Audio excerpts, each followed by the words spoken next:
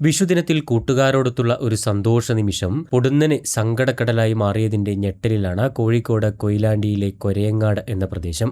വെറും 16 വയസ്സ് മാത്രം പ്രായമുള്ള അദ്വൈതിന്റെ വീട്ടുകാർക്ക് ഇനി ഒരു വിഷുവും സന്തോഷത്തോടെ ആഘോഷിക്കാൻ കഴിയില്ല.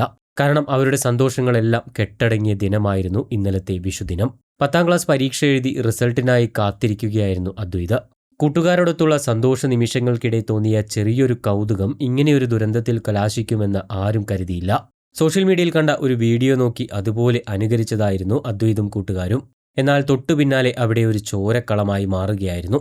ബുധനാഴ്ച വൈകുന്നേരം 4 മണിയോടെയാണ് അദ്വൈതും കൂട്ടുകാരും കൊരയങ്ങാട് ക്ഷേത്രപ്പറമ്പിൽ ഒത്തുകൂടിയത്.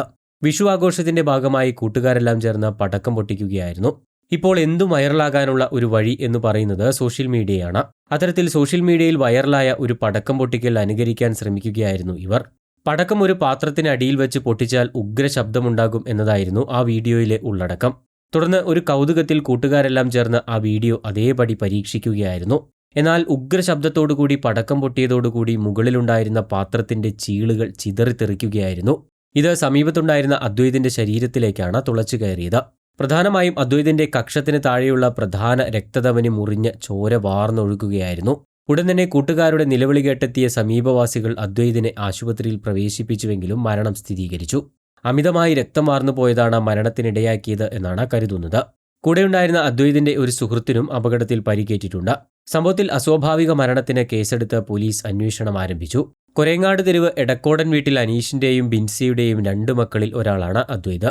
എന്തായാലും ഏറെ വേദനിപ്പിക്കുന്ന ഈ സംഭവം നമ്മുടെ യുവതലമുറയ്ക്കുള്ള ഒരു താക്കീത് കൂടിയാണ്. വെറുമൊരു കൗതുകത്തിനു വേണ്ടിയോ അല്ലെങ്കിൽ സോഷ്യൽ മീഡിയയിൽ വൈറലാകാൻ വേണ്ടിയോ ചെയ്യുന്ന ഇത്തരം സാഹസങ്ങൾ ഒരുപക്ഷെ നമ്മെ കൊണ്ടെത്തിക്കുന്നത് വലിയ ദുരന്തങ്ങളിലേക്കായിരിക്കാമെന്നതിന്റെ ഒരു ഉദാഹരണം കൂടിയാണ് ഈ സംഭവം.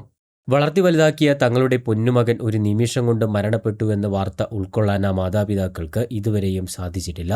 ദയവായി നമ്മുടെ യുവതലമുറ ഇങ്ങനെയുള്ള സാഹസങ്ങൾക്കൊന്നും മുതിരാതിരിക്കുക.